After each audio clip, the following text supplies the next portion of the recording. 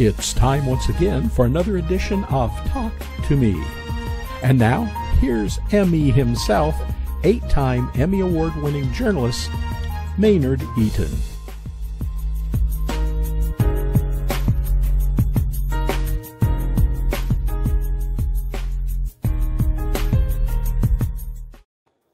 Hello, everyone, and welcome to this week's edition of To Me. And this week, we'll be talking about the one-year anniversary of the George Floyd murder, if you will. And joining our conversation is the head of the National Bar Association, Ms. CK Hoffler. Hoffler, you were outside the White House this week when the president met with the George Floyd family. You were standing there with your fist in the air talking about the injustice. You also met with the Vice President of the United States. Tell us what your experience was like on the Hill and outside the White House, except about George Floyd. Well, absolutely, Maynard. First of all, it was a sad day. You know, just think about it. We were there with George Floyd's family. Yeah. Children were with us. And so we were not there celebrating a single thing. We were there marking the one-year anniversary of one of the more brutal killings that we've seen in recent history that was captured on video. We all know that these types of killings have been happening for a very, very long time, but one of the more brutal killings and murders that we saw on video. So meeting to mark the one-year anniversary is not a wonderful occasion. It's a very sad occasion. So that's the table that I like to set. But having said that, I had the pleasure of spending the day with really, truly an extraordinary American family. I think that people miss the narrative about the pain that this family is probably going through because they had to relive it day in and day out leading up to the trial of Derek Chauvin. And then every single day seeing their loved one demonized on the stand at trial. And then now, and their lives being played out on the public scene. That's very difficult. But having said that, they were at the White House. We started our day meeting with Speaker Nancy Pelosi and Congresswoman Karen Bass primarily. And there were other members of Congress as well that were there. And that's how we started off our day. That was our first meeting. And it was really a very inspiring meeting insofar as, you know, Nancy Pelosi, our speaker, has done a phenomenal job in positioning the House of Representatives for really the ultimate passage of this act. It was introduced in this session by Congresswoman, Karen Bass, and she spoke eloquently about what it meant. And members of the Floyd family also spoke about that because it was pressed everywhere that we went. Ben Crump, who is past president of the National Bar Association and a lawyer extraordinaire. He handles, many, many of these cases, but we've got many members of the National Bar Association that handle these cases. Lee Merritt, Chris Stewart happened to be there as well, who's from Atlanta, and he's a past president of one of our affiliate chapters. These are all very, very engaged National Bar Association members, and Justin Miller, who's in practice with him as well. So we had 4 lawyers, well, actually 5. There was a lawyer who was also there, who also does the public relations for a lot of this work. And we were there meeting on the Hill with members of Congress. As I said, we started with Nancy Pelosi and Karen Bass, Congresswoman Karen Bass, and then we went to the White House. Let's talk about the politics of that day. I mean, obviously, the act is caught up in politics, partisan politics.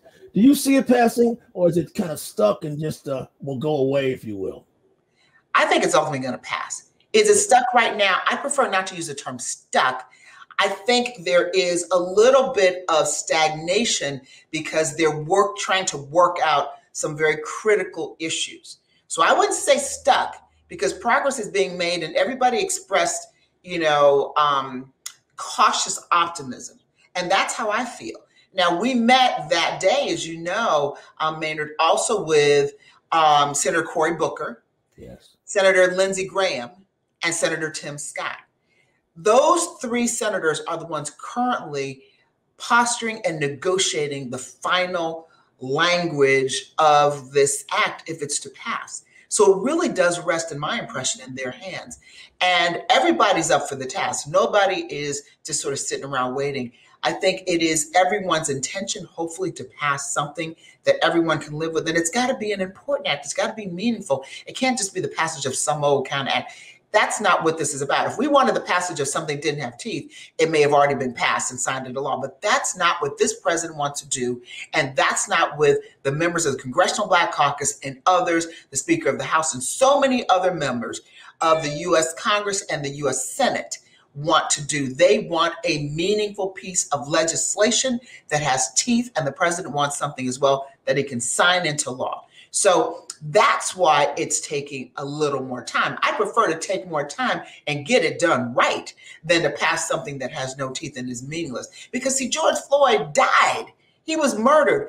There are hundreds of other people who were murdered, maybe hundreds of thousands of other people who were murdered in similar or worse circumstances. They just weren't captured on video.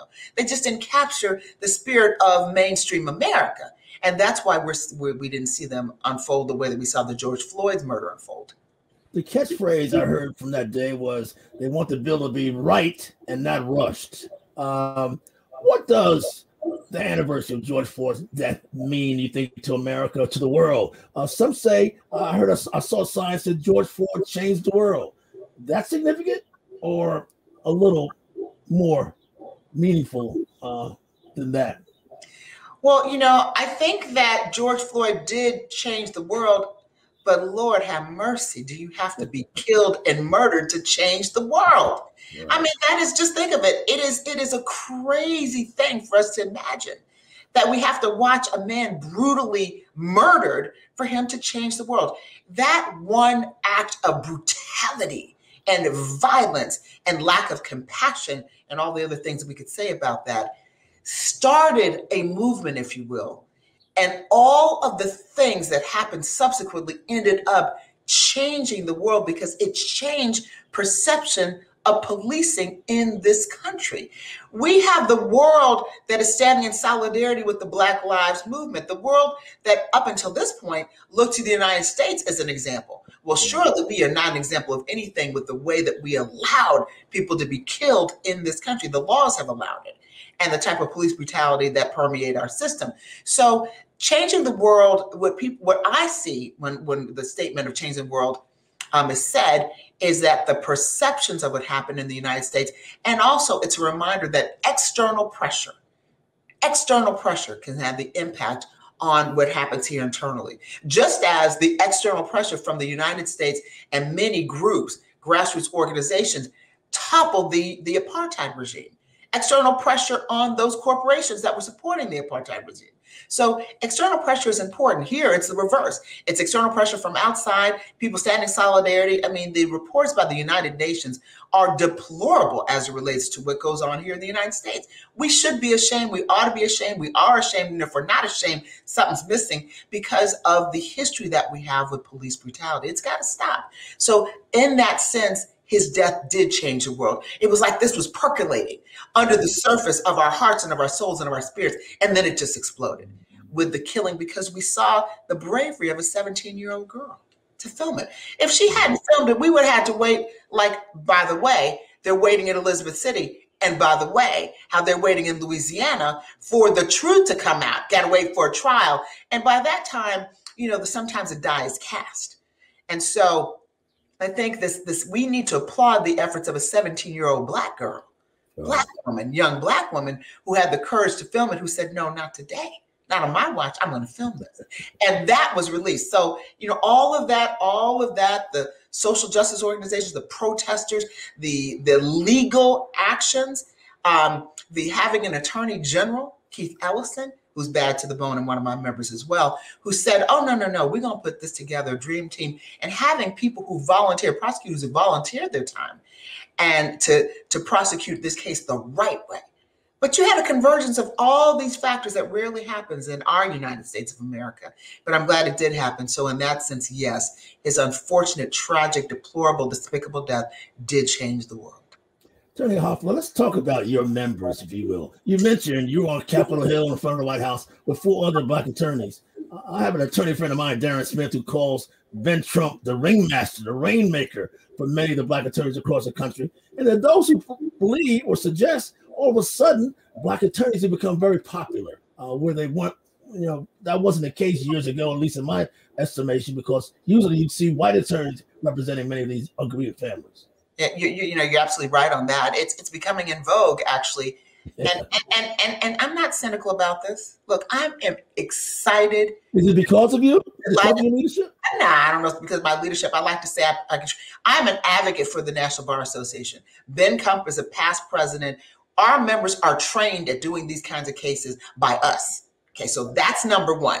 We are trained. We partner with each other to push these kinds of cases. That's why you're seeing all these Black attorneys on the scene. But please understand, Maynard, we've been on the scene forever.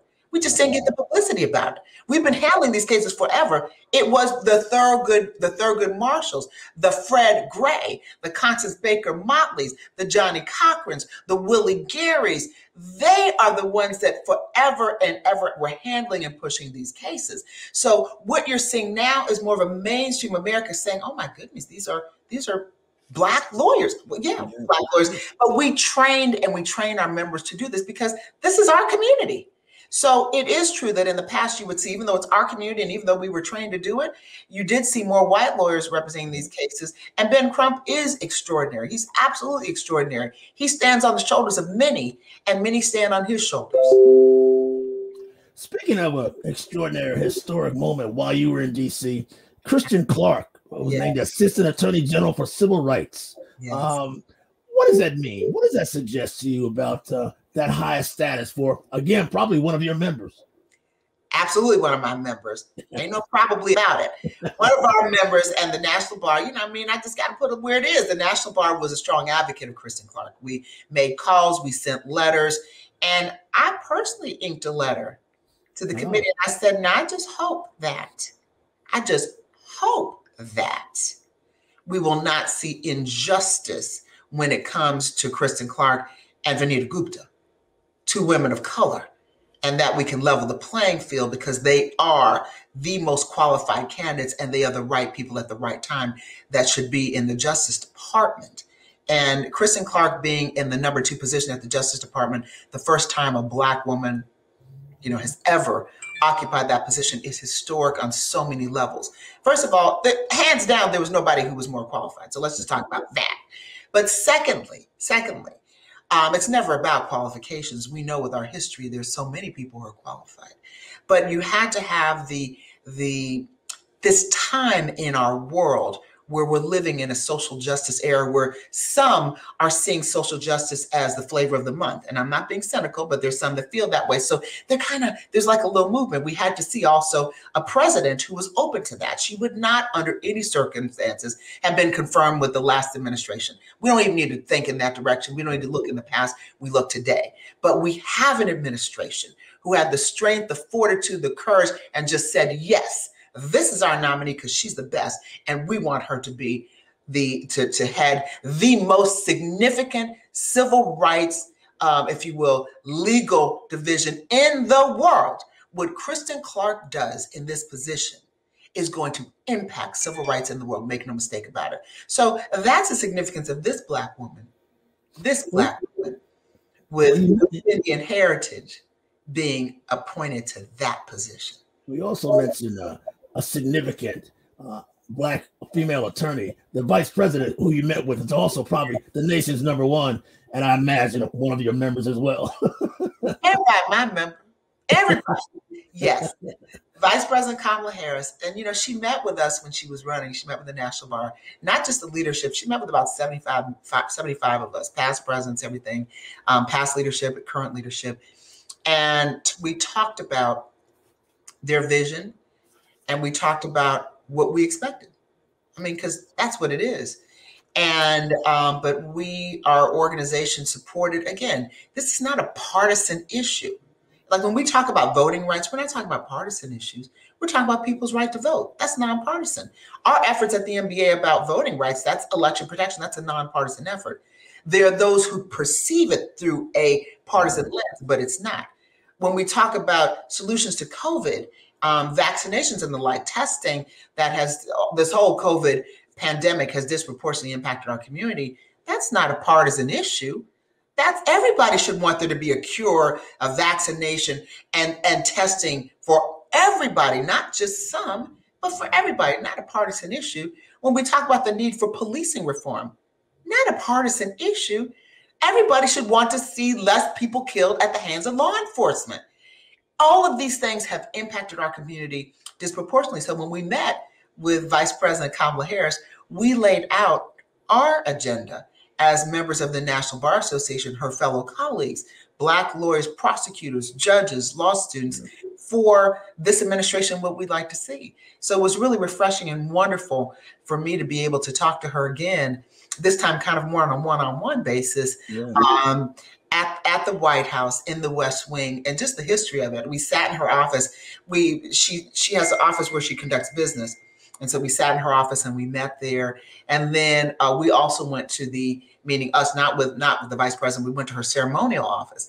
And the ceremonial office, you probably know this, Maynard, has, all these portraits of all these historic people in the history of the world, everything, all the, people, vice presidents, all this stuff. And of course, there's no Black person there. And so she, putting her flavor, put in a bust of Frederick Douglass. And it is so powerful, right by her desk. So of course, I wanted to picture that. I mean, the White House is a remarkable structure. I mean, it's our structure, our American structure. But there aren't a whole lot of people who kind of look like us anywhere, anyhow, any place on the walls.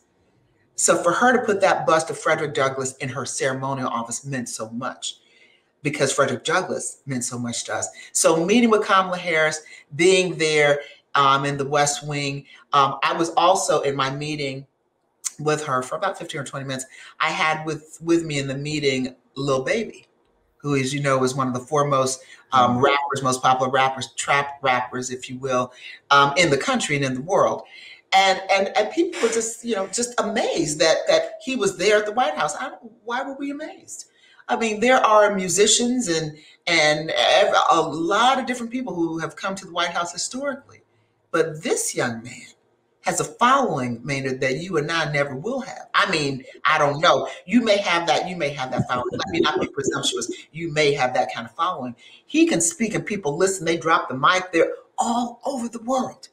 So when he says, what does this mean to you personally, a fellow attorney, fellow woman of color, sitting in the West Wing with the vice president? What did that say to you individually, personally? It was amazing. And I had my legs crossed sitting on the couch too. It was amazing. It was amazing. It was a moment in time I knew and had believed it could be possible, because I was raised to believe that all this is possible. But I was not certain I would see it in my lifetime. So seeing, as a Black woman, being there was just an amazing experience for me. It was historic for me. I had met Kamala Harris before, like many people, but being there in the West Wing with her had a special significance, because there is nonverbal communication that you do where I'm sorry, let me tone it down. In GABWA, the Georgia Association of Black Women Attorneys, we have an expression that we use when we applaud our members for doing well, doing great in the community, in other words, and otherwise. And we say, "You go, girl." And that's what it felt like, where I said, "You go, girl." I didn't actually say that, but that was the feeling that I had. And just being, I was just so proud at being a very, very small part of history at this moment in time, and having the honor of being in the White House. We were there for hours, frankly, with George Floyd's family on the first year anniversary, which is a solemn occasion. But you got to turn the sadness and the horrifying events that led to that into something positive that will change this country. So going to the White House is not about a photo opportunity for me, because I can have a whole bunch of photo opportunities. That's not what it's about for me. It's not even for a photo opportunity for this family. It's about making sure that we continue to push the need for the passage of this act, and push the members of Congress and the senators for the passage of this act, and let them know we 66,000 lawyers strong in our community, and we're serious about it. And we want this because it's what it will take. This man could not have died in vain, all the other people who died in vain, all the other people since who have died in vain. We cannot let it be that narrative when we have the power to bring about change and a president who says he wants to sign it. So I'm like, let's just put our money where our mouth is. We don't need to talk about this. We need to get it done. And that's what that was to me. And meeting with someone who gets it, who understands it, who looks like me, Maynard, who looks like you. That just made all the difference in the world. You know, I go into rooms every day of my life where no one wants to see me. They don't want to hear me. I make myself heard and seen. And God has blessed me with the ability to be a trial lawyer. Lord, have mercy, where I speak truth to power. So, but people don't want to see me. And many times people don't look like me. So going into that place with someone who literally looks like me meant so much. And to my children, I have 2 boys. The message that I said to them was, it's possible. Yeah. It's possible for you. But I also said to them, everything that I do as your mommy, because they call me mommy, I love that, is so that you can live. Because when you go out of my house every day, they're 16 and 18, you have a target on your back. And that's difficult for mommy to deal with. That's very difficult. Yeah, I know so you worry every day. I got to do this so my children can live. Yeah. That's what it is for me. CK Hoffler, I tell you, you're extra special, young lady. Got to ask you before we go. Are you going to run for office? You sound like an elected official already. No. Is there a political office in your future? No, I'm not. I'm really not interested in running for office. Really? And people ask me that all the time. People try to encourage me this. No, because I think that I can be more effective having access and speaking truth to power and doing things like we did, going to the White House, representing people who have no voice.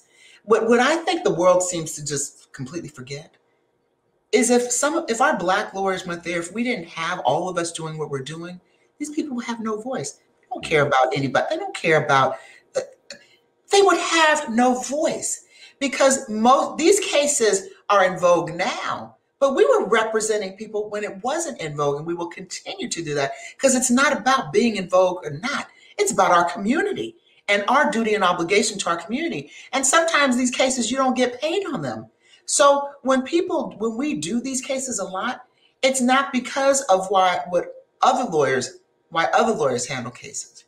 We do it because this is what we need to do for our community. And so we can't do it all the time, every time, cases where we may not get paid on, but when we can do it, we must do it and we should do it. So that's what it is to be a Black lawyer in this country. And to be trained at the highest levels, to have the benefit of, for me, working with and training under Willie Gary, a titan in the industry who is, in my impression, unparalleled.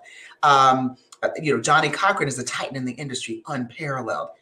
Thurgood Marshall is a titan, but I have about 1,500 that I could rattle off who are titans in the industry that people don't even know about, that have saved lives and represented families. So that's what for me, Maynard, that's what it means. And it's important for us to keep up the struggle, to keep on fighting and understand it's a struggle. And for the world to see what it is to be a Black lawyer in these shoes, representing these families and fighting the fight that we have, because it's not an easy journey. And I don't care how many times you see us on TV. It's not an easy journey.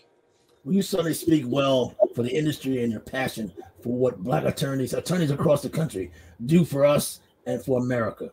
Thank you so much. You're really, really great. You really are. Thank you. Attorney CK Hoffler, the president of the National Bar Association and a star in the legal field. Thank you so much, Maynard. It's a pleasure. See you next week, everybody.